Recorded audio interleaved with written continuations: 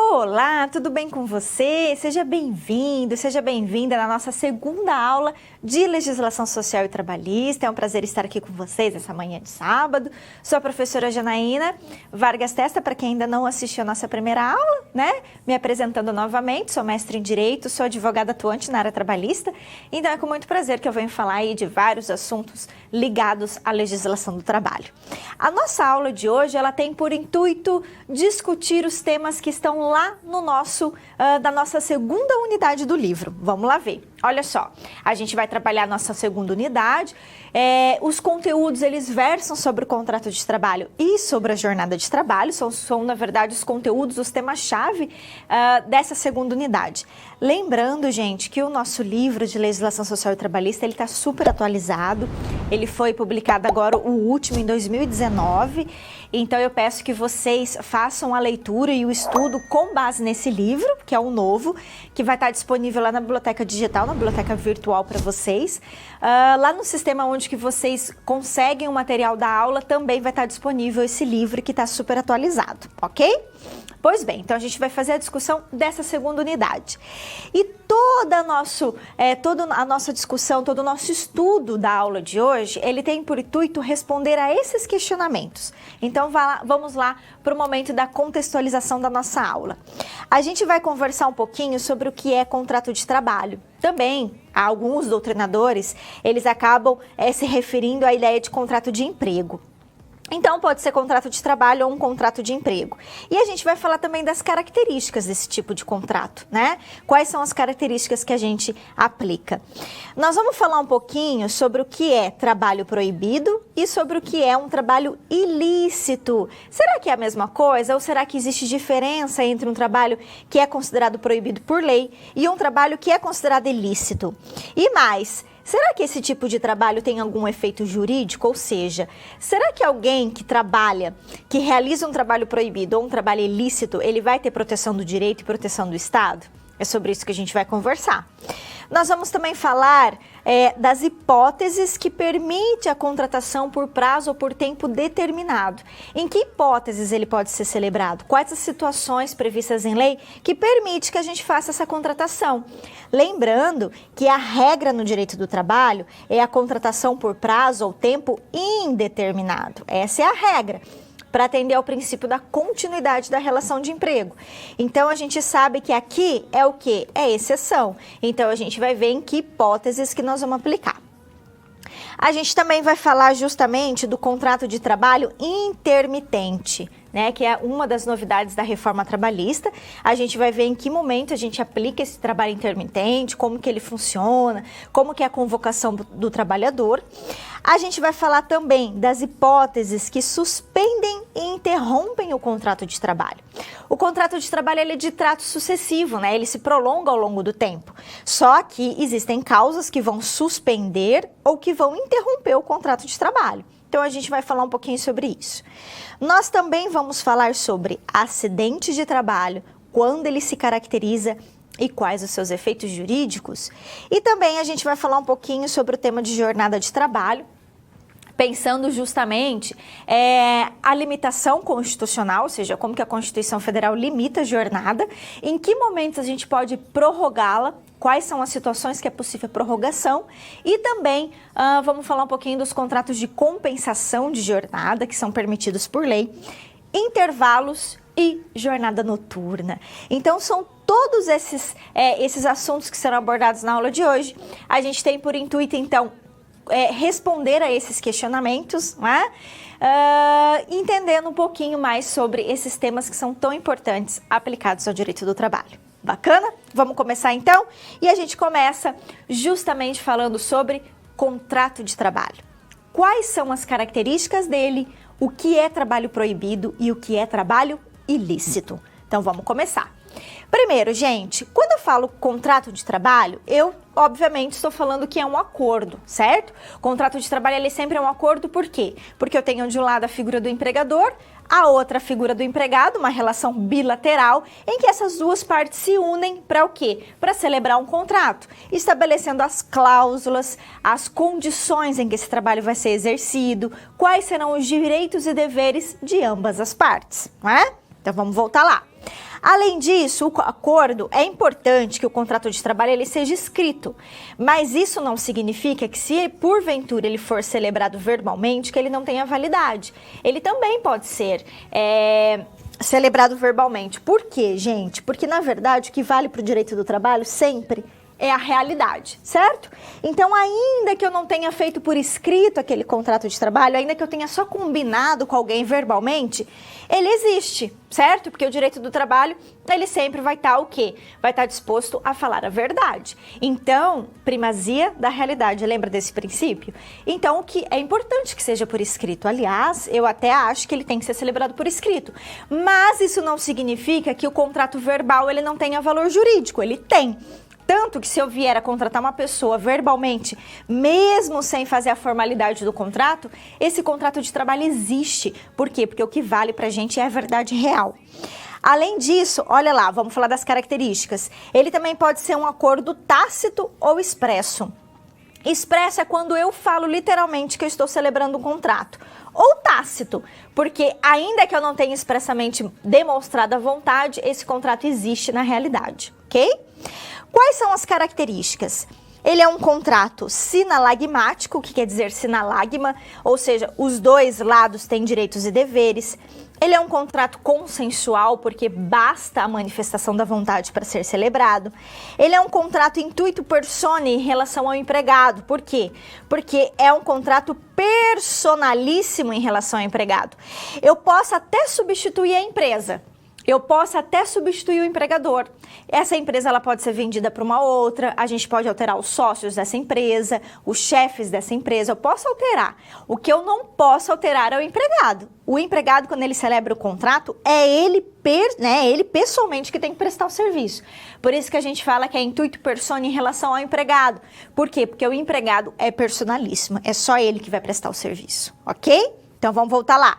Além disso, o contrato de trabalho ele é de caráter sucessivo, ele é um contrato de atividade. Ele sempre vai ser um contrato oneroso, porque existe um ônus, não é? Existe um encargo, que é a remuneração e a necessidade de prestar o serviço. E a alteridade. A alteridade aqui é em relação ao empregador, tá? É o empregador que vai assumir os riscos do contrato de trabalho. Não é o empregado que assume, mas sim a empresa, a pessoa jurídica ou a pessoa física, ou seja, a figura do empregador. Essas são as características, então, que a gente vai aplicar para o contrato de trabalho. Agora, e o que caracteriza, então, um trabalho dito proibido? Ou um trabalho tido por ilícito? A primeira coisa que a gente tem que pensar é que eles são coisas diferentes. Trabalho ilícito é uma coisa, trabalho proibido é outra. Além disso, o trabalho ilícito prevalece o entendimento que ele não vai gerar efeitos jurídicos, enquanto o trabalho proibido irá gerar efeitos jurídicos. Então é isso que a gente tem que entender. Quando que se caracteriza um trabalho ilícito? Vamos lá ver. Olha só. Para eu ter um trabalho ilícito, gente, o que acontece? A atividade do meu empregador tem que ser lícita. Se ela for ilícita, se a atividade do meu empregador e a atividade que eu estou realizando, ela viola a lei, se ela viola os bons costumes ou a ordem pública, se caracteriza crime ou contravenção penal, esse trabalho é tido como ilícito. E se ele é ilícito, ele é nulo e ele não gera efeitos. Não há proteção do direito do trabalho. Ou seja, privilegia-se aqui a ordem pública e o interesse público. Então, como é que funciona? Eu até coloquei aí o exemplo do jogo do bicho. Então, como é que funciona essa questão aqui? Eu sei que o jogo do bicho ele é uma coisa até aceita pela sociedade, né? Mas ele é considerado uma contravenção penal. O que significa isso? Que aquele que realiza o jogo do bicho, aquele que trabalha para alguém que faz esse tipo de atividade, prevalece o entendimento que ele não vai ter a proteção do direito do trabalho. Por quê, gente? Porque o Estado e o direito, ele não pode proteger condutas ilícitas ou condutas que consideram-se crimes, criminosas. Imagine alguém realizando tráfico de drogas, tráfico de entorpecentes, tráfico de pessoas, tráfico de armas, sei lá, qualquer atividade ilícita. E você vem elaborar para essa pessoa e você combina um salário com ela. E aí você não vem receber esse salário. Se você entrar com uma ação judicial, a Justiça do Trabalho também não vai te acobertar, ou seja, não adianta você entrar com essa ação. Esse é o entendimento que prevalece. Por que não adianta? Porque se o direito do trabalho ou o Estado ele proteger esse trabalhador, Consequentemente, ele está protegendo uma atividade considerada criminosa, tipificada pelo Código Penal. Então, o Estado não pode fazer isso. Então, eu tenho dois interesses aqui que estão em jogo. O trabalhador, que teria o direito à sua remuneração, já que ele prestou serviço, e do outro lado, eu tenho o interesse coletivo, o interesse da coletividade, e esse vai prevalecer nessa situação, certo? Porque o Estado não pode acobertar o quê? Atividades consideradas criminosas. Então, trabalho ilícito ocorre quando a atividade é ilícita, e aí não tem proteção do direito do trabalho, ok? Agora, diferentemente ao trabalho proibido, vamos lá ver. O trabalho proibido, gente, a atividade do empregador ela é lícita, ela é totalmente legal. Só que o trabalho é que vai apresentar um tipo de irregularidade, ou seja, vai violar uma norma que o Estado também impôs. Só que aqui a situação é menos grave. Por quê? O trabalho aqui também ele é nulo. Mas pelo fato dele ser menos grave, ele vai gerar efeitos jurídicos e nós vamos ter a proteção do direito do trabalho. Nessa situação, a gente vai privilegiar o quê? A proteção do trabalhador. Então, eu coloquei como exemplo o trabalho do menor de 16 e o trabalho do menor de 18 em ambiente insalubre ou perigoso. Então, olha só. A Constituição Federal e a lei, elas vedam, elas proíbem o trabalho do menor de 16 anos, a não ser na condição de aprendiz a partir dos 14. Mas um contrato de trabalho normal não se pode contratar menor de 16. Da mesma forma, também se proíbe você contratar um menor de 18, então alguém que tem 16, 17 anos, para trabalhar num ambiente que é considerado insalubre, ou seja, que tem agentes insalubres, ou considerado perigoso, como, por exemplo, trabalhar com inflamáveis, explosivos, energia elétrica de alta tensão. Por que a Constituição Federal proíbe isso? Porque a pessoa com menor de 18, ela ainda está em desenvolvimento físico. Então, para ela é muito mais prejudicial à saúde você trabalhar numa situação dessa do que um adulto. Para o adulto também já é prejudicial. Tanto que ele recebe um adicional para compensar esse prejuízo, né? Agora, imagine uma situação de um menor. Então, a lei proíbe. Agora, imagine que eu contrate. Eu sou dona de uma loja, sei lá, sou proprietária e eu contratei um menor para trabalhar na minha loja. A minha atividade é lícita, não tem nenhuma, mas eu estou incorrendo uma irregularidade. Qual é a irregularidade? A contratação de um menor, que é proibido por lei. Isso é trabalho proibido, certo? Aqui o trabalho também é nulo, mas ele gera efeitos, o empregado vai ter direito de ser remunerado. Essa é a diferença em relação ao trabalho ilícito. Tudo bem? Bacana. Então vamos avançar. E agora a gente vai falar justamente sobre as possibilidades que existem de contratação por tempo determinado, previsto na CLT, e também da novidade do trabalho intermitente. Então vamos começar. O que é o contrato por tempo determinado? Ele só ocorre nas situações previstas em lei, né? Aqui o trabalhador ele é contratado diretamente pelo empregador, tá uma relação bilateral, o empregador contrata. Em que situações é permitido? Quando o serviço for transitório. Exemplo, substituir um empregado que esteja em licença com um máximo de 2 anos. Ou quando a minha empresa ela for temporária, ela for transitória. Imagine uma empresa que é criada só na Páscoa, na época do chocolate. Eu também posso fazer a contratação, até 2 anos. Ou contrato de experiência, cuja intenção é conhecer e testar o trabalhador. Aqui a lei impõe o prazo máximo de 90 dias. Aí lembrando, gente, que a regra é que o contrato por tempo determinado, ele só pode ser prorrogado uma única vez. Então, se eu contratei um empregado no contrato de experiência por 45 dias, eu posso prorrogar para mais 45 ou para mais 30, o tanto que eu quiser. Eu só não posso violar os 90, porque os 90 dias é o máximo permitido em lei. Eu só posso prorrogar uma vez. Se eu prorrogar uma segunda, esse contrato, ele se converte em tempo indeterminado. E aí, se ele se tornar um contrato por tempo indeterminado, eu vou ter que conceder aviso prévio para esse empregado, tá? Porque no contrato por tempo determinado não tem o instituto do aviso prévio, porque ele já sabe quando que vai ser a demissão dele. Agora, se ele se converter em tempo indeterminado, eu vou ter que custear o aviso prévio, ok? Pois bem, então nessas situações é que eu posso contratar por tempo determinado. E o que é o trabalho intermitente? Vamos lá ver. Olha só, gente, no trabalho intermitente, Eu tenho prestação de serviço com subordinação, o que significa que aquela pessoa é minha empregada, só que esse trabalho não é contínuo, tá? A alternância aqui, hora de prestação de serviço, hora de inatividade. Então, hora eu presto serviço, hora eu permaneço inativa. O contrato aqui, nessa situação do trabalho intermitente, o contrato tem que ser escrito, tá? E ele tem que especificar o valor da hora de trabalho. E como é que é o procedimento para convocar? Eu convoco com 3 dias de antecedência. A resposta tem que vir no prazo de um dia útil. Se o empregador permanecer no silêncio, eu vou entender que houve recusa, né? Aqui está escrito recusa, mas é recusa. E se houver descumprimento ou de uma parte ou da outra, terá que pagar uma multa de 50% do valor da remuneração devida. Então, como é que funciona e para que foi criado esse trabalho intermitente? Intermitente, a própria palavra intermitente, ela vem daquilo que é o contrário de contínuo. Então, é uma coisa que ora existe, ora não. Então, ora eu presto serviço, ora eu fico inativa. Por que a reforma trabalhista resolveu inserir esse trabalho intermitente no ordenamento jurídico brasileiro?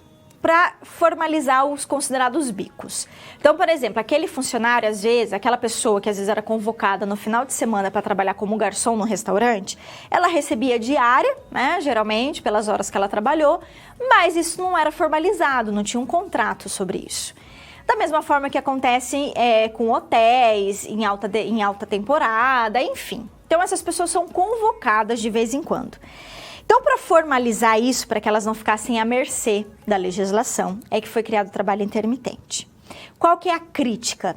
A insegurança que o trabalhador fica, porque ele nunca sabe quando que ele vai ser convocado, né? Ele vai ficar com um contrato em aberto na carteira de trabalho dele e ele, justamente porque ele não tem controle da remuneração, ele não tem controle de quando ele vai trabalhar, quando ele não vai. Essa que é a questão, tá? E como que é o pagamento, então, desse trabalho intermitente? Olha só. Ao final, gente, da prestação de serviço, então vamos supor que ele foi convocado para trabalhar um dia só. Ao final desse um dia, ele vai ter que receber a remuneração, as férias proporcionais com acréscimo de 1/3, 13º proporcional, o repouso semanal remunerado e adicionais legais, caso ele já receba. Também tem que recolher contribuição previdenciária, tem que recolher FGTS e a cada 12 meses ele vai fazer jus ao mês de férias. Então, durante esse mês de férias, ele não vai ter direito de ele não pode ser convocado, tá? Então, é assim que funciona o trabalho intermitente. O trabalho intermitente, ele pode ser... o empregado pode ter vários trabalhos intermitentes registrados em carteira, ele pode ter um trabalho fixo e um trabalho intermitente, né? A lei não proíbe. E aí ele vai depender ali, ele vai trabalhar justamente do momento somente quando ele for convocado, tá? Então, esse é o trabalho intermitente. A gente não sabe se ele vai dar certo, a gente não sabe se ele vai, assim, como a gente costuma dizer, né? Se vai pegar o trabalho intermitente. É muito cedo ainda pra gente saber. Ele é utilizado em alguns países europeus, mas também existe muita crítica, tá? Também nos países europeus no uso desse tipo de trabalho. E a gente não sabe se no Brasil vai dar certo, né? Vamos ver, só o tempo nos dirá. Pois bem, então agora a gente vai falar também sobre 2 tipos de contratos de trabalho específicos, que é o contrato do trabalho temporário e o trabalho terceirizado. Olha lá na tela. Trabalho temporário e trabalho terceirizado. O trabalho temporário, gente, ele é muito parecido com o contrato por tempo determinado. Só que a diferença aqui é que eu tenho uma relação trilateral. Porque além de eu ter um empregado e o tomador de serviço, que supostamente seria o empregador, eu tenho uma agência de trabalho que vai intermediar essa relação, né? Na verdade, a empregadora aqui é a agência, ela que é a empregadora e ela que vai fazer a intermediação. Mas a gente vai ver que as hipóteses de trabalho temporário, eles são muito parecidos com as hipóteses do contrato de tempo determinado. Então, aqui eu tenho uma relação em que o empregado temporário, ele vai ser empregado da empresa de trabalho temporário, que é a agência, mas ele vai prestar serviço para quem? Para a tomadora, tá? Em que hipóteses eu posso contratar o trabalhador temporário? Para substituição transitória de pessoa permanente, empregada em licença, empregada em férias, ou quando houver uma demanda complementar de serviços. Então, eu tive uma demanda maior, eu posso contratar alguém. Qual é o prazo aqui? O prazo são 180 dias, desde que contínuos ou não. Eu posso prorrogar para mais 90, desde que eu comprove a necessidade. E há responsabilidade subsidiária da tomadora no caso de inadimplemento. Então, da agência. Então, preste atenção aqui. Eu quero explicar para vocês a diferença entre o trabalhador temporário e aquele que é contratado por tempo determinado previsto na CLT. Porque eu percebo aí, né, na minha experiência, né, na docência, eu percebo que às vezes alguns alunos confundem esses dois institutos e eles são coisas diferentes, tá? Então eu vou dar um exemplo para vocês entenderem. Imagine que eu seja proprietária então de uma loja lá do shopping, né, de um shopping da cidade, e que nas épocas festivas, por exemplo, no Natal, eu tenho uma demanda maior de serviço, né?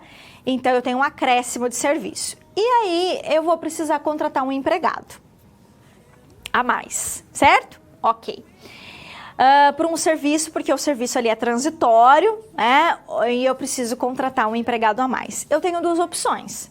Eu posso fazer essa contratação direta, então eu vou lá, eu, proprietária da loja, contrato uma vendedora a mais. E ela vai ser minha empregada, eu vou registrar como minha empregada. Esse é o contrato por tempo determinado previsto na CLT. Agora, a minha segunda opção seria, ao invés de eu contratar diretamente essa empregada, eu acionar uma agência de trabalho temporário e pedir para que ela me forneça uma vendedora. E nesse caso, a vendedora não será minha empregada. Ela vai ser empregada da agência. Eu vou pagar a agência e a agência, por sua vez, é que vai remunerar essa empregada. Esse é o contrato de trabalho temporário, tá? Então, eu queria que vocês entendessem que são diferentes e eles possuem efeitos diferentes. Se porventura a prestadora de serviço, que no caso aqui é a agência de trabalho temporário, ela for inadimplente, ou seja, ela não pagar os direitos trabalhistas, esse empregado, ele tem direito de vir a buscar a responsabilidade subsidiária da tomadora. A tomadora quem é? É justamente aquela que contratou a agência, né? Ou seja, no meu exemplo aqui, seria eu que sou proprietária dessa loja, eu que sou a tomadora, eu vou ter responsabilidade secundária, que é a responsabilidade subsidiária. Tudo bem? O trabalhador terceirizado, ele também está numa relação bem parecida. Vamos lá ver. Olha só, o trabalhador terceirizado, inclusive ele é regulamentado pela mesma lei do trabalhador temporário. A gente também tem uma relação trilateral, só que ao invés de ter uma agência de trabalho, aqui eu tenho uma prestadora de serviço, né? E aqui também eu não tenho prazo mínimo e máximo para essa contratação. Só que também eu não posso tratar o terceirizado com subordinação, porque ele não é meu empregado, tá? A tomadora, quando ela contrata um terceirizado, ela tem que ter a consciência de que ela não pode tratar o terceirizado como se ele fosse empregado dela. Porque não existe subordinação em relação ao terceirizado e nem pessoalidade, tá? E ele pode ser contratado agora, né? A lei mudou isso. Eu posso contratar o terceirizado para qualquer tipo de atividade da empresa. E aqui também prevalece a responsabilidade subsidiária no caso do quê? Da prestadora de serviço não ter condições, não vir a adimplir esse contrato. Aí a tomadora, ela é chamada, ela é convocada a ser responsável pela, né, que é a responsabilidade subsidiária, que é uma responsabilidade secundária, a vir a arcar com esses direitos trabalhistas, ok? Lembrando que a gente não pode contratar o terceirizado como se fosse nosso empregado. Se você tratar um empregado seu da mesma forma que você trata um terceirizado, impondo subordinação da mesma forma, esse terceirizado, ele pode ajuizar uma ação e pedir vínculo direto com a tomadora. Então, por isso tem que tomar cuidado. Terceirizado não é nosso empregado, então a gente não pode tratá-lo como tal. Tudo bem? Bacana. Gente, nós sabemos que o contrato de trabalho ele é de trato sucessivo. Por quê? Porque ele se prolonga ao longo do tempo, não é? Só que existem causas, em alguns momentos, que a gente chama de causas suspensivas e causas interruptivas do contrato, em que esse contrato ele não vai ter prestação de serviço do trabalhador e ele vai permanecer suspenso ou interrompido. Então, a gente vai falar agora das causas que suspendem ou interrompem um contrato. Mas lembrando que essas causas que suspendem e interrompem um contrato, esse contrato se mantém e elas possuem efeitos jurídicos. Suspensão não é a mesma coisa que interrupção, então a gente precisa entender a diferença. Vamos lá ver? Olha só, suspensão e interrupção do contrato de trabalho. Então vamos lá. Quando que eu tenho suspensão?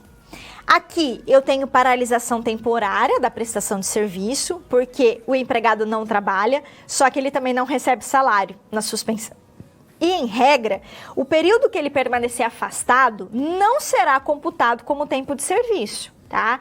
Essas são as principais características da suspensão do contrato. Quais são os exemplos? Afastamento por motivo de doença ou acidente a partir do 16º dia. A gente sabe que durante os primeiros 15 dias, é o empregador, quando você apresenta atestado por motivo de acidente ou doença, é o empregador que tem que custear, certo? A partir desse dia, eu vou ter que o quê? Afastar esse empregado e ele vai ter que ser dirigido ao INSS para ele receber um benefício previdenciário. É nesse momento, quando ele é afastado a partir dos 15 dias, que o contrato dele permanece o quê? Suspenso, tá? Também por ausência de motivo de greve, porque a lei de greve ela fala que o contrato de trabalho, que a greve ela suspende o contrato de trabalho. E eu coloquei aqui também o período de licença da gestante por 120 dias. Só que aqui, gente, há uma controvérsia, tá? Alguns consideram como causa de interrupção. Por quê? Porque aqui conta-se como tempo de serviço. Ou seja, ainda que a empregada esteja recebendo licença maternidade, que é um benefício previdenciário, né? Mas o tempo que ela permanecer em licença vai contar como tempo de serviço. Por isso que alguns entendem que é suspensão, outros entendem como interrupção. Tudo bem? Bacana. Então vamos ver as regras da interrupção. Olha lá. Na interrupção do contrato de trabalho, eu também tenho paralisação temporária. O empregado não presta serviço, só que aqui ele recebe salário. Essa é a diferença, tá? A remuneração por parte do empregador. Outra diferença é que, em regra, o período de afastamento vai ser computado como tempo de serviço. Então, essas duas características aqui é que se diferem da suspensão. Exemplo, quando o empregado se afasta por doença ou acidente até o 15º dia, não é? Que são os 15 primeiros dias, custeado pelo empregador, e interrupção do contrato de trabalho. Ou quando o empregado esteja em férias, também porque ele é remunerado, né? Também conta como tempo de serviço. Repouso semanal remunerado, recebe salário e conta como tempo de serviço. E as ausências que são justificadas por lei, previstas lá no artigo 473 da CLT. Exemplo, empregado que se afasta, que está ausente do trabalho por motivo de falecimento de alguém da família, por motivo de casamento, para prestar vestibular, para fazer doação de sangue, ou quando tem alguma consulta médica, ou seja, são ausências que possuem justificativa legal. Nessas ausências que o empregado tem, desde que justificadas por lei, ele não vai exercer o labor, mas ele vai ser remunerado e vai contar como se ele tivesse trabalhado, tá? Então, por isso que são hipóteses de interrupção do contrato. Tudo bem? Bacana! Então, a gente está já finalizando o nosso primeiro bloco da nossa aula e a gente vai lá para a nossa, olha só, situação-problema. Vamos ver o que tem aqui pra gente. O Enzo, gente, e o Juarez, né, um que possui 16 anos e o outro 21, eles foram contratados pela Edivânia, que era responsável por recursos humanos de um supermercado. Ok. A função de Enzo e do Juarez era a mesma função, era de armazenar carnes e congelados. Por isso que eles adentravam e permaneciam durante várias vezes por dia em câmaras frias. Lembrando que existe uma portaria e uma norma regulamentadora do Ministério do Trabalho que diz que quem trabalhar em câmara fria é atividade considerada insalubre. Tá? Então tem direito o quê? Tem direito a um adicional, tá? O salário de ambos consistia no valor fixo, acrescido então de um adicional de insalubridade no valor de 10% sobre o salário mínimo. Só que o Juarez, ele recebia R$500 a mais em virtude da idade dele. Porque o Juarez tinha 21 e o Enzo 16. A jornada diária de ambos era em média de 10 a 14 horas, o que impossibilitava o Enzo de frequentar a escola. Como o Enzo tem 16 anos, ele está em idade escolar, né? Enzo, então, ao ser dispensado, ajuizou uma ação trabalhista. O que o Enzo pediu? Adicional de insalubridade no patamar de 20%, ele recebia 10%, lembra? Então ele pediu a diferença. Ele pediu equiparação salarial em relação ao Juarez, porque o Juarez recebia R$500 a mais, em que pese eles fizessem a mesma função. Ele pediu horas extras, afinal de contas ele trabalhava de 10 a 14 horas, e ele pediu dano moral. Por quê? Porque ele disse que o contrato dele era nulo, que ele trabalhava em ambiente salubre e que ele não podia frequentar a escola. Aí eu pergunto, e aí, o contrato do Enzo é nulo? É um trabalho proibido ou é um trabalho ilícito? Se ele é nulo, tem algum efeito jurídico? Será que a gente pode deferir os pedidos do Enzo na ação? Será que nessa situação caberia dano moral? Então, olha só, gente, para nós respondermos essa situação-problema, primeiro a gente tem que analisar a situação do Enzo.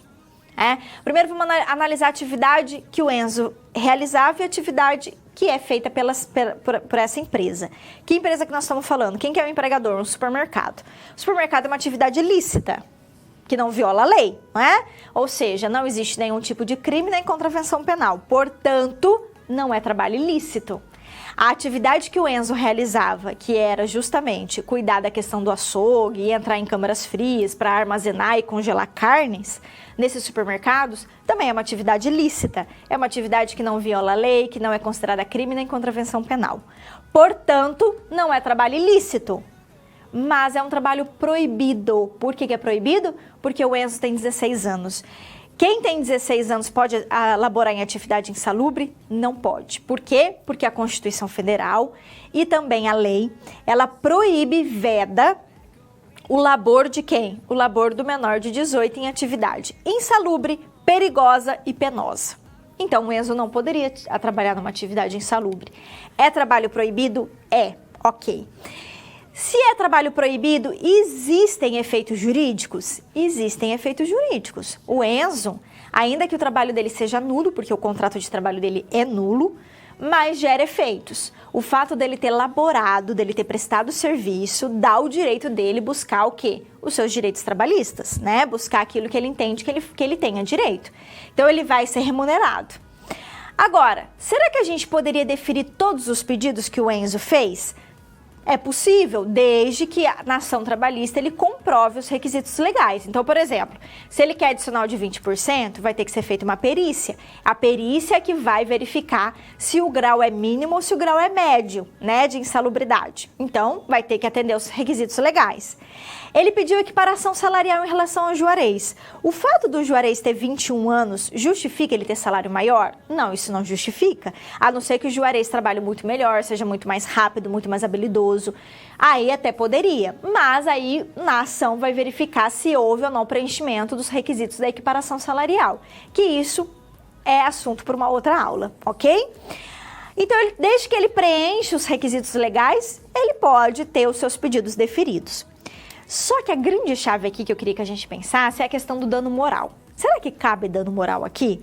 Lembrando que o dano moral é uma indenização que ela é concedida quando há prejuízo moral para alguém. É sofrimento moral para alguém, né? E existem hipóteses em que os juízes entendem que o dano moral é presumido. Então, por exemplo, se eu perdi, imagine que eu perdi um parente, uma pessoa muito próxima, por um acidente de trabalho, né? Eu posso entrar com uma ação pedindo um dano moral. E esse dano moral é presumido. Por quê? Porque eu não preciso provar que eu estou sofrendo porque uma pessoa muito próxima a minha veio a falecer. Não, porque isso presume o seu sofrimento, né? Agora, e nessa situação? E daí a gente tem que pensar o seguinte, que não adianta a gente falar que o empregado aceitou as condições. Mas o empregado quis fazer, trabalhou lá 10 a 14 horas. Mas o empregado nem queria ir para a escola. Mas o empregado aceitou que ia trabalhar numa atividade insalubre. Não importa se o trabalhador aceitou. O que importa aqui, o que a gente analisa aqui é a conduta da empresa, é a postura da empresa. Foi a empresa que incorreu em irregularidade. Era ela que não poderia ter contratado um menor para uma atividade insalubre. Era ela que não poderia ter permitido longas jornadas para impedir o empregado de ir à escola. Não importa se ele queria ou não. O que a gente tem que analisar é a postura da empresa. Então, nessa situação, tem prevalecido que a empresa age muito mal em adotar esse tipo de conduta, tá? Porque a proteção, né, do adolescente, do menor que precisa ir para a escola.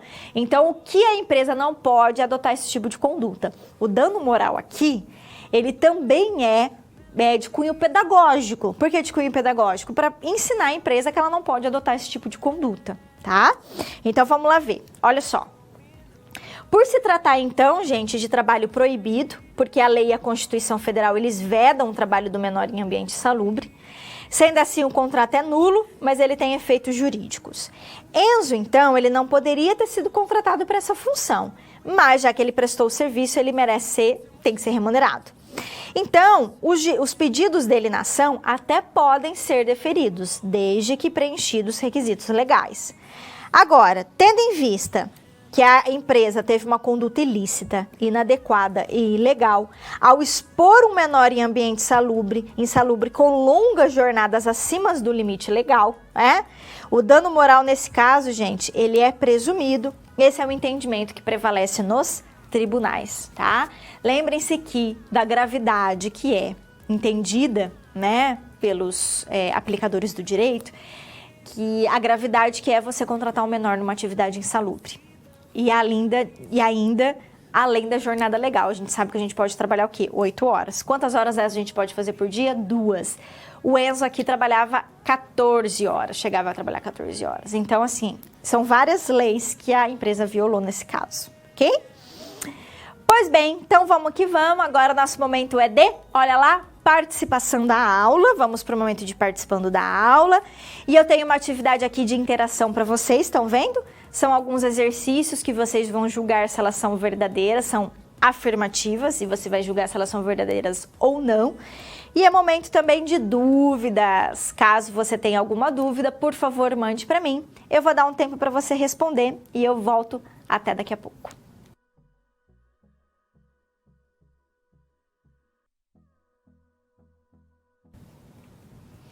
Olá, vamos então responder nosso exercício? Vamos lá para nossa tela. Olha só, gente. Primeiro, o contrato de trabalho é interrompido quando o empregado passa a perceber benefício previdenciário de auxílio-doença após o 15º dia de afastamento? Não, né, gente? Aqui é a hipótese do quê? De suspensão do contrato de trabalho. Portanto, essa daqui é falsa. Falta justificada é hipótese de suspensão do contrato de trabalho? Também não, né, gente? É hipótese do quê?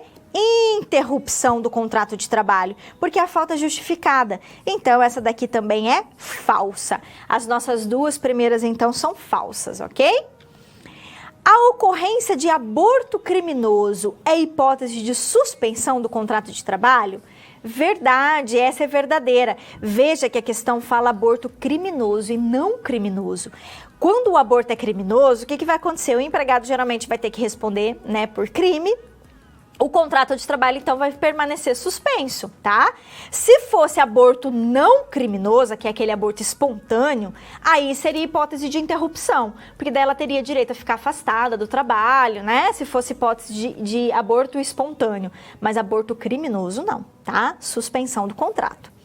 As hipóteses de greve interrompem o contrato de trabalho? Também não. Aqui a regra, a lei de greve fala que é a hipótese de suspensão. Então aqui também é falsa. Na licença maternidade, o contrato de trabalho é interrompido? A gente sabe que existe uma controvérsia em relação à licença maternidade. Só que a gente tem que procurar a resposta correta aqui.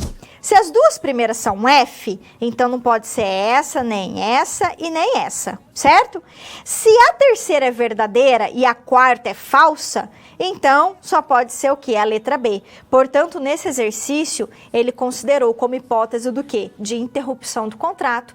A hipótese, então, é verdadeira e a nossa resposta correta é a letra B. Certo? Tranquilo? Beleza, vamos que vamos então. Vamos agora para o nosso momento de acidente de trabalho, um assunto super importante que a gente precisa conversar um pouquinho, que é a ideia de acidente de trabalho. Quando que ele caracteriza, o que é doença do trabalho e quais os efeitos. Vamos lá ver. Acidente de trabalho então, gente. O acidente de trabalho é aquele que ocorre no exercício do meu trabalho. Eu não preciso necessariamente estar laborando, mas eu tenho que estar à disposição do empregador, tá? E desde que provoque uma lesão corporal, uma perturbação funcional que cause a morte do trabalhador, ou, ao menos, a perda ou a redução da capacidade dele do trabalho. Ainda que essa redução seja permanente, pode ser permanente ainda, mas ainda que ela seja temporária, tá? Para ter acidente de trabalho, eu preciso da existência do acidente, eu preciso que gere redução ou perda da capacidade laboral ou morte, e esse acidente ou lesão, ele tem que ocorrer em função do meu trabalho. Então, são duas coisas importantes que a gente tem que pensar. Para ser considerado acidente de trabalho, eu tenho que estar em função do meu serviço. Eu posso até estar viajando, eu posso até estar no transcurso do meu trabalho para a minha casa ou da minha casa para o trabalho, não tem problema. Pode ser uma atividade de terceiro, imagina que um terceiro louco foi lá, colocou uma bomba na empresa e você, né, sofre um acidente aí na empresa, também é considerado acidente de trabalho. Mas enfim, tem que ter alguma relação com o exercício do seu labor, tá? É isso que caracteriza o acidente de trabalho. Agora, se você tá lá, final de semana, na sua casa, bonitinha, né? No teu repouso semanal remunerado, final de semana, no seu descanso, e aí você resolve subir o telhado para arrumar alguma coisa, cai, sofre um acidente, isso não tem nada a ver com o teu trabalho. Então, não é acidente de trabalho.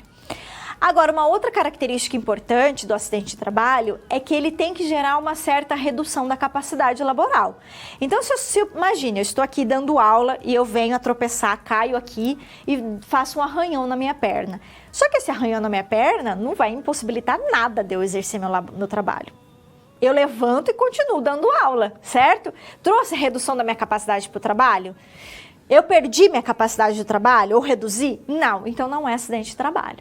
Então a lei previdenciária ela fala que para ser acidente de trabalho tem que ter essa redução ou a perda da capacidade, ainda que seja temporária, ainda que depois no dia seguinte ou daqui um mês, daqui 2 meses, 3 meses, não importa, eu recupere a minha capacidade, né? Eu vou lá ficar em repouso, faço uma cirurgia, fico em repouso e depois eu fico bem e volto a trabalhar, né? Mas tem que ter uma redução da capacidade laboral, ok? E o que caracteriza a doença do trabalho e a doença profissional? No dia a dia, a gente usa como se fossem termos sinônimos, tá? E elas possuem os mesmos efeitos jurídicos, ou seja, do ponto de vista prático, elas possuem os mesmos efeitos. Só que, sob o ponto de vista do direito previdenciário, elas possuem características diferentes. Então, a gente vai entender o que é uma doença profissional e o que é uma doença do trabalho, certo? Então, vamos lá. Olha só. A doença profissional, gente, o que vai acontecer? Ela é uma doença específica de uma profissão, porque ela vai ser produzida ou desencadeada pelo exercício de um trabalho específico, peculiar de uma determinada atividade e prevista numa relação do Ministério da Previdência. Então, por exemplo, o digitador, existe muita chance dele desenvolver a LER, que é a lesão por esforço repetitivo, certo? Então, o que é a doença profissional? Ela sempre vai estar ligada a uma atividade específica. Então, a atividade X cria a doença Y. A atividade A gera a doença B. Ou a doença B é desencadeada pela atividade profissional A. Então, existe uma relação, um nexo de causalidade aqui. Tá?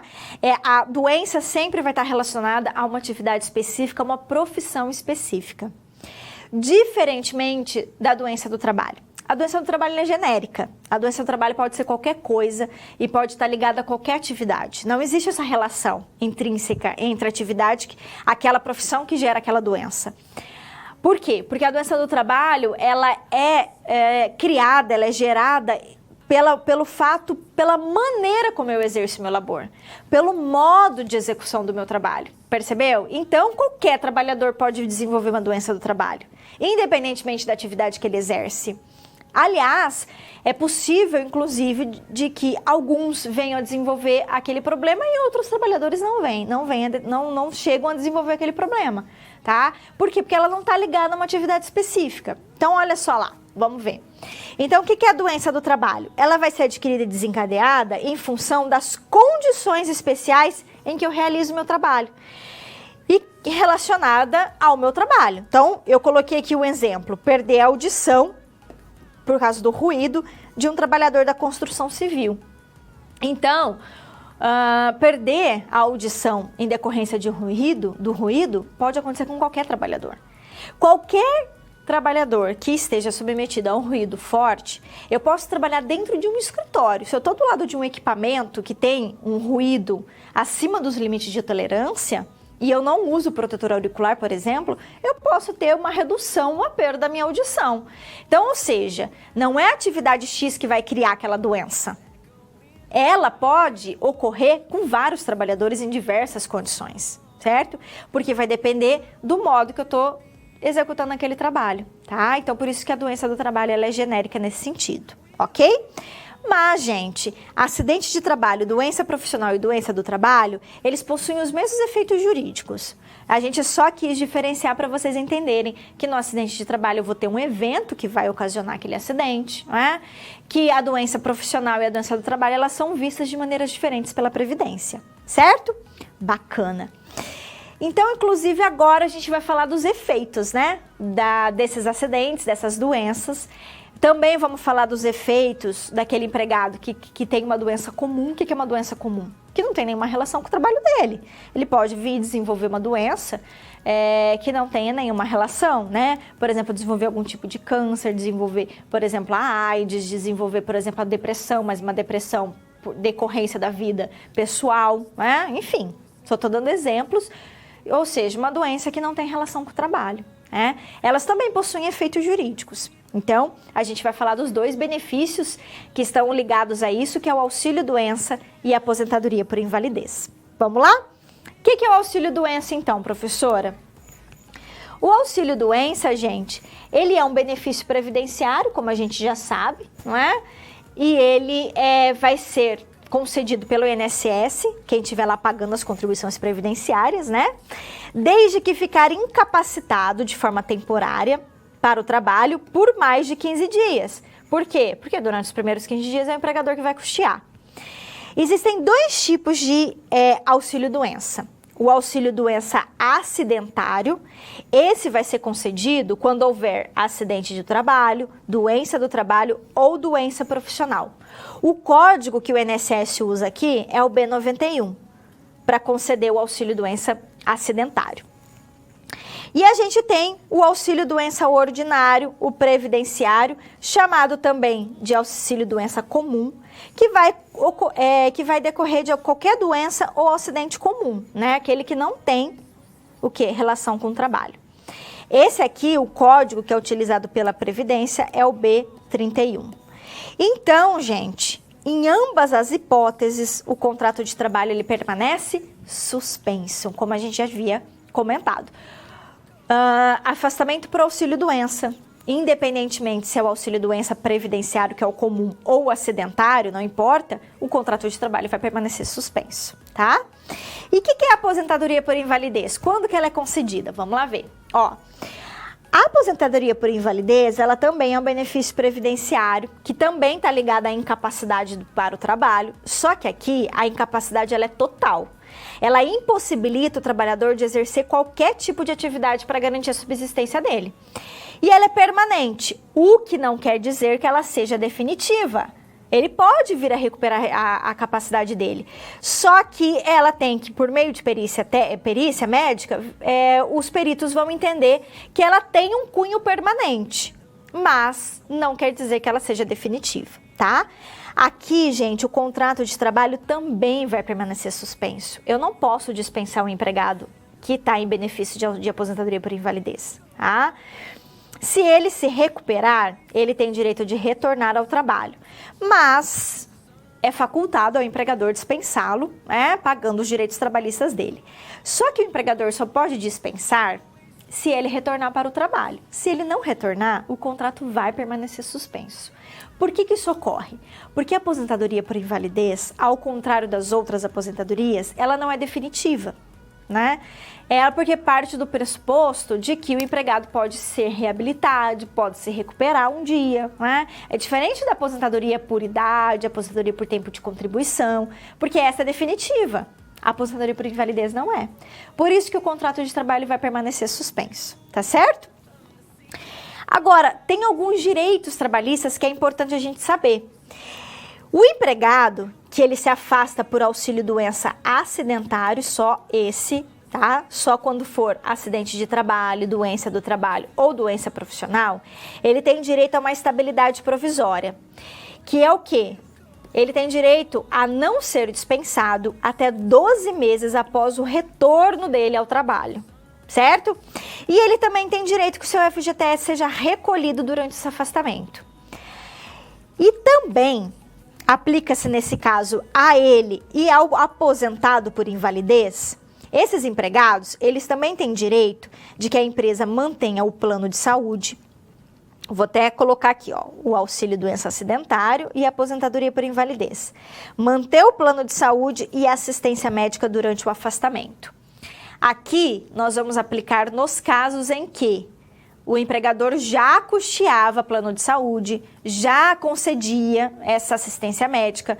E aí, durante o afastamento do empregado, ou por auxílio doença acidentário, ou por aposentadoria por invalidez, o empregador não pode deixar de conceder, ele tem que manter essa assistência médica e manter o plano de saúde, ok? Esse é o entendimento que prevalece nos nossos tribunais. Legal?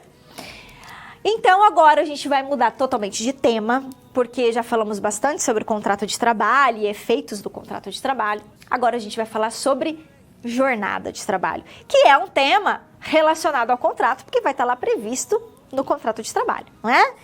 Então, olha só, o que é tal da jornada de trabalho? Vamos ver. Jornada de trabalho, gente, é o lapso temporal diário em que o empregado fica à disposição do empregador, né? Ele não precisa necessariamente estar laborando, mas ele tem que estar em função do empregador, à disposição dele. A reforma trabalhista, ela colocou lá no artigo 4º, ela inseriu o parágrafo 2º no artigo 4º, para dizer que não vai ser considerado tempo à disposição, ou seja, não se insere na jornada de trabalho, se o empregado permanece na empresa para fazer atividades particulares, lazer, descanso, estudo, etc., tá? Aí não é considerado tempo à disposição. A Constituição, ela estabelece como tempo de jornada máxima 44 horas semanais ou 8 horas diárias. Esse é o limite. Mas a gente sabe que existem jornadas que são específicas para alguns determinados trabalhadores. Que algumas jornadas que são feitas contratos de trabalho específicos, algumas previstas em convenção coletiva de trabalho, então que são jornadas que podem ser consideradas legais desde que a gente respeite as 44 horas semanais, tá? A gente também não pode esquecer que o empregado tem direito de ter o seu controle de jornada, de ser controlada a sua jornada. Temos que lembrar que controle de jornada é dever do empregador e direito do trabalhador, tá? Então, a jornada ela tem que ser controlada em regra, principalmente para empresas que possuem mais de 10 empregados. É facultativa para quem possui menos que 10, mas eu sempre aconselho a fazer controle de jornada para não ter problemas posteriores. E claro que a jornada ela tem que ser controlada por um meio idôneo, né? Pode ser manual, pode ser eletrônico, mas desde que seja o empregado que faça o registro e que realmente aquele cartão ponto retrate a jornada do trabalhador, né? A gente sabe que se não fizer assim, vai criar um passivo trabalhista, pode ter problemas posteriormente, ok? A jornada de trabalho permitida por lei, ela permite uma prorrogação. O que é prorrogar a jornada? É trabalhar além daquele limite legal, trabalhar além daquilo que eu fui contratada. Eu fui contratada para trabalhar 8 horas, mas eu trabalho 9, então eu estou constantemente em prorrogação de jornada, tá? Então vamos falar um pouquinho sobre ela. Olha só. Ai, perdão, gente. Na verdade, é os excluídos da jornada que nós vamos falar agora. Prorrogação da jornada é um momento posterior. Então, vou voltar aqui no meu raciocínio. A gente, em regra, nós temos que o quê? Controlar a jornada do trabalhador, como eu falei, é dever do empregador e direito do trabalhador ter o seu controle de jornada fiscalizado. No entanto, todavia, existem aqueles que estão excluídos do controle de jornada, por determinação legal, porque a lei permite excluí-los. Tirando esses casos que eu vou apresentar aqui, eu não posso deixar de controlar a jornada, eu tenho que controlar. Ok? E quem são os excluídos da jornada? Agora sim, vamos lá. Quem são os excluídos da jornada de trabalho, então? Olha só. São os empregados justamente que exercem cargo de gestão, né? Quem que exerce cargo de gestão? Gerente. Só que não é simplesmente chamar a pessoa de gerente, tá? Ele tem que ter cargo de gestão com salário superior, pelo menos, a 40% a mais, que seria uma espécie de gratificação de função, dos empregados que estão no setor. Lembrando que cargo de gestão, ele tem que ter poder de decisão na empresa, ele tem que poder, por exemplo, para admitir, demitir pessoas, ele tem que ter poder de gestão, tá? Os empregados em regimes de teletrabalho, que são aqueles que laboram em domicílio, também foram excluídos do regime de jornada, né, do controle de jornada. E também, gente, quem realiza atividade externa que seja incompatível com a fixação do trabalho, e aí é importante que a anotação seja feita em carteira e no registro de empregados. Eu quero chamar a atenção de vocês em relação a essa segunda hipótese, que é a atividade externa. A gente tem que tomar cuidado, por quê? Porque os tribunais trabalhistas, eles não costumam ver muito com bons olhos isso aqui, quando eles percebem que existia uma possibilidade de você controlar a jornada. O que eu estou querendo dizer? Que não é só porque o empregado faz atividade externa que eu vou excluir ele da jornada. Não. Ela tem que ser incompatível com a fixação do horário. Eu não posso ter possibilidade alguma de verificar o horário do trabalho dele, de verificar quando que ele começou, quando que ele terminou, de controlar a jornada. Aí eu posso excluir. Você sabe por que está acontecendo na prática, que a gente percebe muito isso? De empregador que exerce atividade externa, por exemplo, o vendedor. Obviamente que ele faz atividade externa, né? Só que exige-se que esse trabalhador, ele compareça no início do trabalho, que ele compareça no final da jornada lá para pegar documento, fazer alguma coisa na empresa. Ou seja, eu estou fixando horário para ele, porque ele está se apresentando na empresa no início e no fim da jornada. Isso possibilita controle de jornada. Então, eu não posso colocar esse empregado, excluir ele da jornada, percebeu? Então, a gente tem que tomar muito cuidado com isso. Pra vocês terem uma ideia, até motoristas de transporte passageiro, transporte de carga, os tribunais estão sendo muito rigorosos. Por quê? Porque não é porque eu estou realizando atividade externa como motorista que não existe possibilidade de eu controlar o horário dele. Tem possibilidade de eu colocar alguma coisa, né? Por exemplo, fazer a questão de colocar algum instrumento tecnológico que permite rastrear esse caminhão, né? Ou esse ônibus aonde ele estiver. Então, eu posso controlar a jornada. Se puder controlar a jornada, não podemos aplicar esse segundo caso aqui, tá? Era isso que eu queria chamar a atenção de vocês. Tudo bem? Bacana. Pois bem, meus queridos, agora sim que a gente vai falar sobre prorrogação e possibilidades de compensação de jornada. Em que situações que eu posso criar acordos de compensação de jornada? Lembrando que a prorrogação ocorre quando eu trabalho a mais e recebo horas extras por isso. Em contrapartida, a compensação ocorre quando? Quando ao invés de eu remunerar o empregado, eu faço um acordo para ele compensar as horas a mais. Então vamos lá ver. Olha só. Quando que eu vou realizar a jornada extraordinária? Quando eu trabalhar além daquilo que é permitido por lei ou aquilo que normalmente ocorre, não é? Lembrando que a lei só permite realização de 2 horas extras por dia. E mediante acordo, eu tenho que fazer um acordo individual com o empregado, ou uma convenção coletiva, ou um acordo com o sindicato, tá? E tenho que pagar 50% de adicional, não é isso? E quando que eu posso fazer compensação de jornada, gente? A compensação de jornada, ela é permitida nos seguintes casos. Quando ao invés de eu remunerar como extraordinária, eu quero criar um regime para compensar as horas extras, né? Existem vários tipos de regime de compensação de horas, tá? Eu posso, por exemplo, Trabalhar a mais durante a semana para compensar o sábado é um regime de compensação.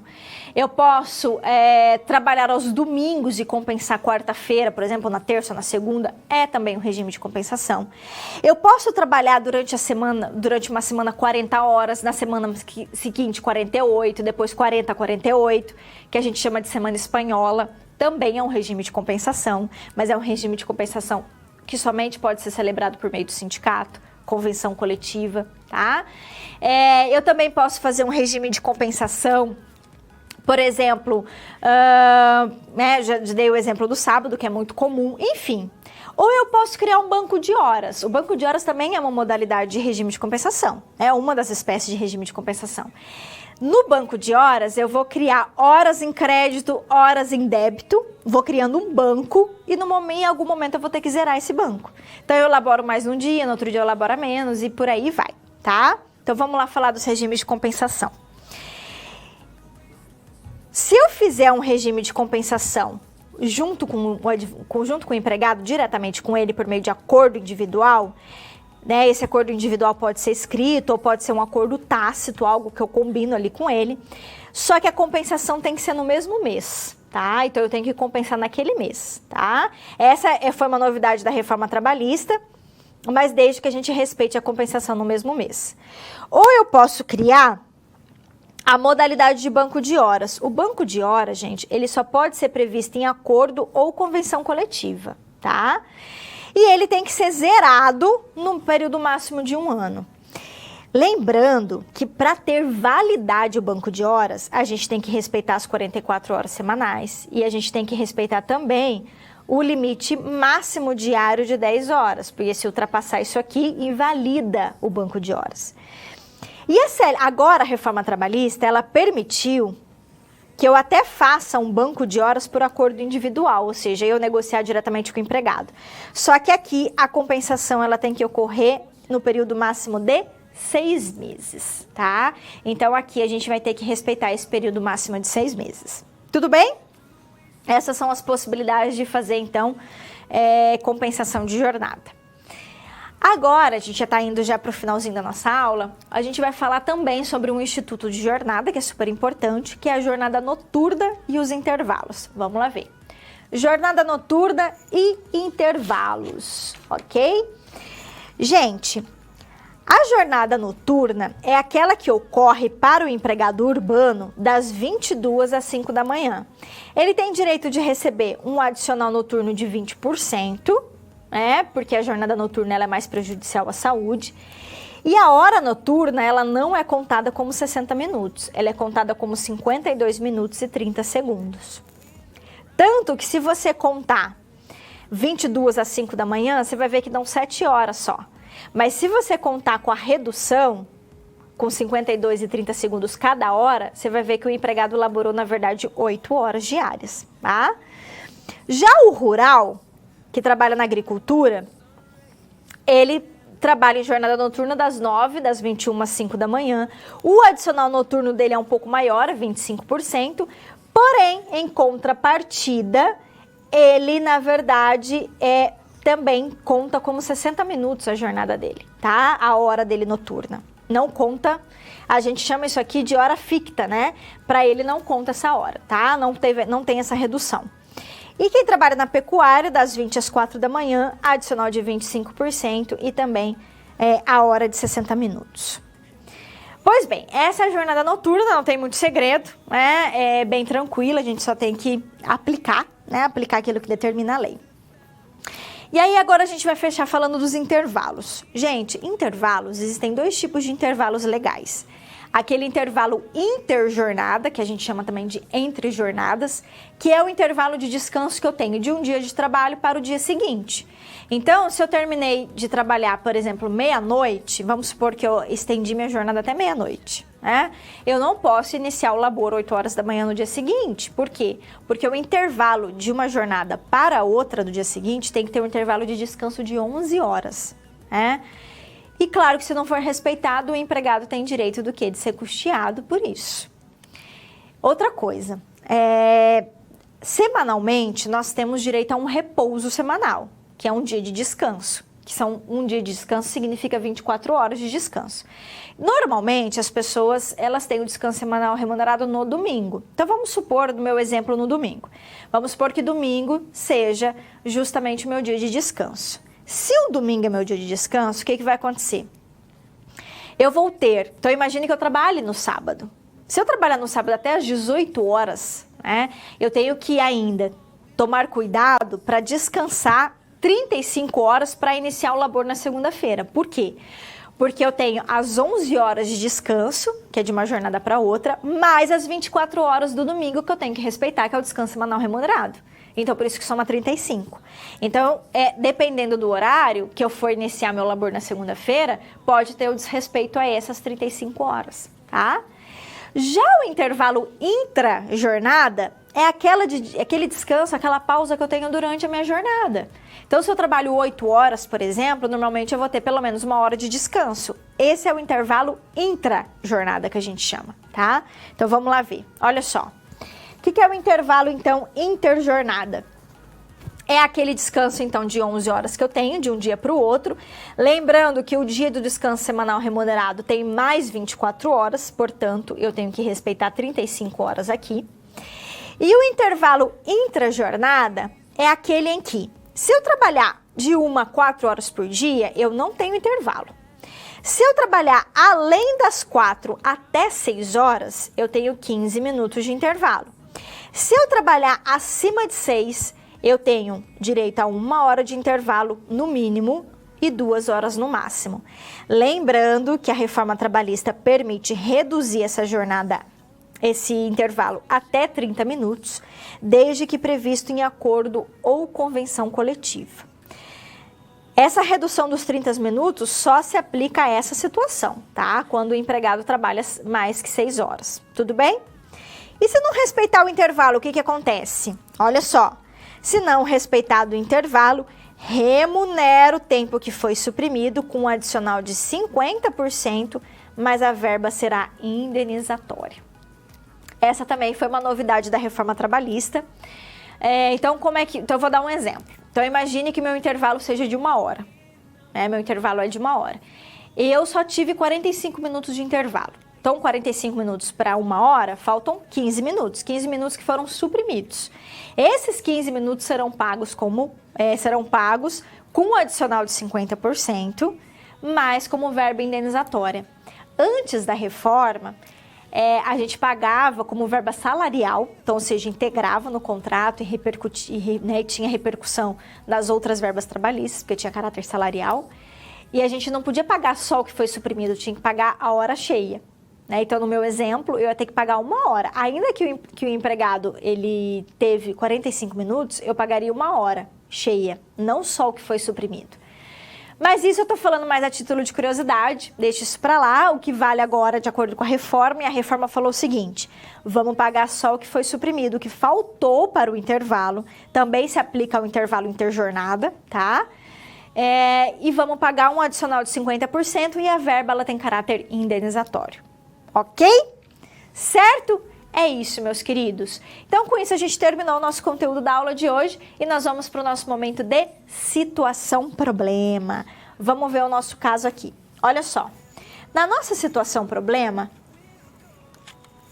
a gente tem um caso de 2 mocinhas, que é a Amanda e a Beatriz, trabalham numa mesma empresa e elas fizeram uma viagem em fevereiro. Ok. A Amanda estava em férias e indo para Maceió. Beatriz resolveu viajar para São Paulo para participar de um curso a pedido do empregador dela. Coincidência ou não, ambas sofreram um acidente de trânsito no transcurso aeroporto-hotel. Então, estavam lá no aeroporto, foram para o hotel e sofreram um acidente de trânsito. Diante dessa situação, eu pergunto: a Amanda e a Beatriz ambas sofreram acidente de trabalho? Considerando que as duas permaneceram afastadas por 2 meses, Amanda e Beatriz fazem jus à estabilidade provisória, que é aquela de 12 meses. Qual benefício previdenciário as duas terão direito de receber durante esses 2 meses? A empresa vai ter que recolher o FGTS durante os 2 meses, ou seja, durante o período de afastamento? Considerando que a empresa fornece assistência médica, Amanda e a Beatriz terão direito de receber essa assistência durante o afastamento? E aí? Bem tranquila, né, gente, na verdade, essa situação problema. A gente tem que partir do princípio, na verdade, a primeira coisa que a gente tem que analisar aqui é quem sofreu acidente de trabalho, né? Quem que sofreu acidente de trabalho? A Amanda e a Beatriz, as duas? Só a Amanda, só a Beatriz? Entendendo quem teve acidente de trabalho, quem não teve, a gente consegue responder os questionamentos. Então, olha só. A Amanda, ela estava em férias. Férias é a hipótese de interrupção do contrato de trabalho. Ou seja, o contrato dela estava interrompido. Ela estava realizando uma viagem particular em férias. Portanto, o acidente que ela sofreu não tem relação nenhuma com o labor. Porque é uma situação particular, da vida particular dela. Portanto, a Amanda não sofreu acidente de trabalho. Em contrapartida, a Beatriz, ela estava viajando também, mas a viagem dela não era particular, mas era uma viagem a trabalho. Ela estava, portanto, à disposição do empregador. A viagem era em função do trabalho, porque ela foi realizar um curso. Portanto, a Beatriz, sim, ela sim teve um acidente de trabalho. Portanto, se só a Beatriz teve acidente de trabalho, a gente já consegue responder esses questionamentos. Vamos lá, olha só. A Amanda, então, gente, ela não teve o acidente de trabalho, justamente por quê? Porque ela não teve contrato, ela estava com o contrato interrompido e a sua viagem era de natureza particular. Já a Beatriz sofreu acidente de trabalho, porque a viagem foi realizada em função do trabalho dela. A Amanda, como ela não teve acidente de trabalho, ela vai receber o auxílio doença o quê? Ordinário previdenciário comum. Já a Beatriz vai receber o auxílio doença o quê? Acidentário. Então, gente, só a Beatriz que vai ter direito à estabilidade, só ela que vai ter direito ao FGTS e só ela que vai ter direito à assistência médica. Essa é a questão que a gente tem que entender, certo? Tranquilo, né? Parece difícil, mas não é. Vamos agora para o nosso momento de participação da aula. Olha lá, e a gente, nesse momento de participação da aula, a gente trouxe aqui uma atividade do Kahoot para vocês. Então, são 4 questionamentos que eu trouxe, que eu peço agora que vocês acessem o Kahoot, que vocês, inclusive, coloquem, olha só, eu vou colocar aqui, que vocês coloquem esse código 137271, certo? Coloquem também o nickname, o nome de vocês, e eu vou dar início, então, para a gente responder os 4 questionamentos do nosso Kahoot. Tudo bem? Então, eu vou dar um tempinho aí para vocês entrarem e vou, então, dar o start para a gente começar.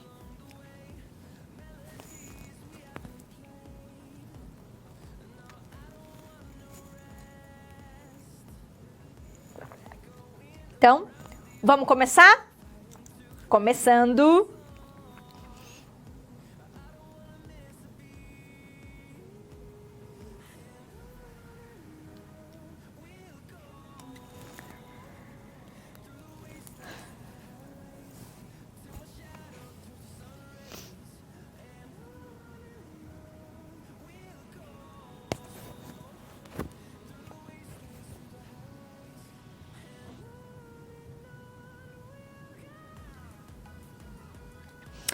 Muito bem, gente. Olha só, alguns acertaram, né? Ele tem que ser oneroso, o contrato de trabalho sempre. Por que ele tem que ser oneroso? Porque ele pode ser verbal, ele pode ser escrito, né? Então, mas oneroso ele sempre tem que ser. Porque tem que ter um ônus, né? O empregado ele tem que ser remunerado, ele tem que prestar o serviço e receber a contraprestação do serviço dele. Então, por isso que a resposta certa é oneroso, tá? Ele nunca vai poder ser gratuito, porque daí não é contrato de trabalho. E ele pode ser escrito ou pode ser verbal. Então, por isso que tá errado falar que é apenas verbal ou apenas escrito, porque ele pode ser os dois. Bacana? Então, vamos para a próxima. Muito bem, a Ana respondeu aí rapidamente. Parabéns, a Ana e o Paulo. Vamos para a próxima.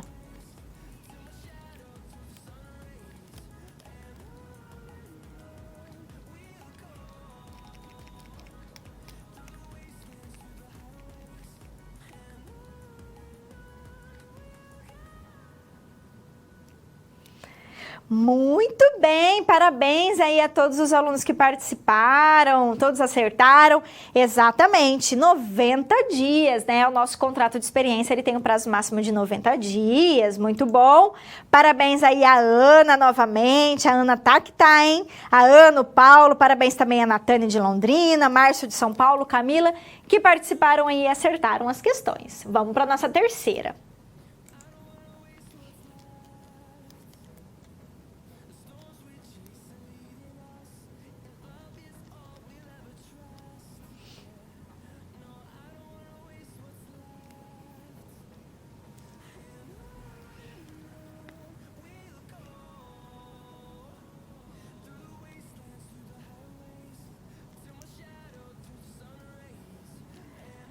Aê, pessoal! Também, né, alguns alunos acertaram, a nossa resposta correta é subsidiária. Lembrando que a tomadora, ela tem responsabilidade secundária, que nós chamamos no direito de responsabilidade subsidiária. Se a prestadora de serviços, que é a empregadora, né, quem é empregadora é quem? O prestador de serviço. Se ele não adimplir o contrato do terceirizado, o terceirizado poderá buscar a responsabilidade subsidiária ou secundária do tomador de serviço, tá? Por isso que a nossa resposta é subsidiária. Muito bem, parabéns ao Paulo, ao Márcio, à Ana, né? Todo mundo aí que está participando e que estava acertando as nossas questões. Vamos para a última questão de hoje.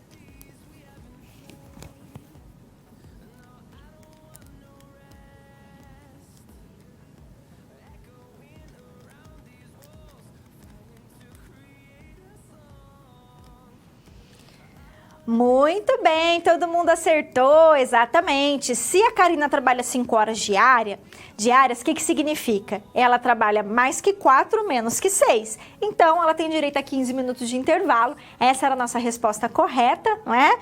Parabéns aí para todos que participaram, todos acertaram.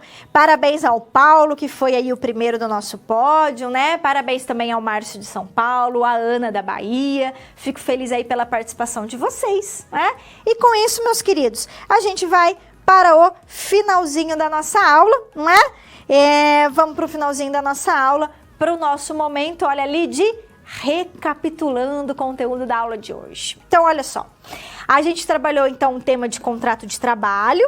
Lembrando que o contrato de trabalho pode ser o que mesmo? Ele pode ser um contrato escrito, pode ser um contrato verbal, tácito, expresso, né? Mas ele sempre tem que corresponder a uma relação de emprego, né? Esse é o contrato de trabalho geral que a gente está falando. A gente também falou do contrato por tempo determinado, lembrando que ele está previsto lá na CLT, no artigo 443, e que ele possui hipóteses, né, que permitem a contratação por tempo determinado. E que a gente tem que preencher, e inclusive também respeitar o quê? O limite de prazo, não podemos esquecer disso. A gente também falou da grande novidade, uma das novidades da reforma trabalhista, que é o trabalho intermitente, que é aquele que o empregado é convocado, não é? Com 3 dias de antecedência, ele tem que aceitar até o primeiro dia útil seguinte, ou se ele permanecer em silêncio, vai entender que ele recusou a convocação. E o trabalho intermitente é aquele em que você ora presta serviço ou permanece inativo. E você só vai receber se você prestar serviço, tá? A gente também falou do trabalho temporário, que é aquele em que eu tenho uma relação trilateral, porque eu tenho a intermediação de uma agência de trabalho temporário, né? Lembrando que também a gente tem que atender às hipóteses que permitem a contratação do trabalhador temporário, que o prazo é de 180 dias, pode ser contínuo ou não, e prorrogado para mais 90, desde que comprovado que há necessidade. A gente sabe que o contrato de trabalho, ele é de trato sucessivo, se prolonga, mas que existem causas que suspendem ou interrompem o contrato de trabalho. Então, a gente conheceu. Lembrando que na suspensão não tem remuneração, na interrupção tem, né? Remuneração aqui não. E que, em regra, na interrupção conta o tempo de serviço para os efeitos legais. A gente também falou sobre acidente de trabalho, né? Lembrando que tem que ter redução da capacidade do trabalho. A gente falou sobre os benefícios do auxílio-doença e da aposentadoria por invalidez. Lembrando que o auxílio-doença tem 2 tipos, a depender de se ele tem origem ou não no trabalho. E a gente falou da estabilidade provisória, que é aqueles 12 meses que o empregado tem de estabilidade depois que ele retorna, desde que seja acidente de trabalho, doença do trabalho e doença profissional, não é? E a gente finalizou a nossa aula falando sobre jornada, e aí nós discutimos, né, a jornada constitucional, possibilidade de prorrogação, os acordos de compensação de jornada. Lembrando que eles devem ser importante, né? Não devem. Existe possibilidade de você não fazer ele escrito, mas que é importante que ele seja por escrito, né? Se ele for tácito, tem que ser a compensação no mesmo mês. Mas que existe agora a possibilidade de fazer banco de horas individual com o empregado, mas desde que a compensação seja em 6 meses e não 1 ano, como é previsto em lei, né? A gente falou também da jornada noturna, que são aquelas hipóteses que permitem pagamento de adicional. E falamos dos intervalos, interjornada e intrajornada, certo? Esse é o conteúdo, então, que a gente conversou na aula de hoje. Espero que tenha sido útil para sua vida profissional e para sua vida pessoal também, ok? Me despeço agora, deixando um ótimo final de semana. A gente se encontra no próximo sábado. Até mais!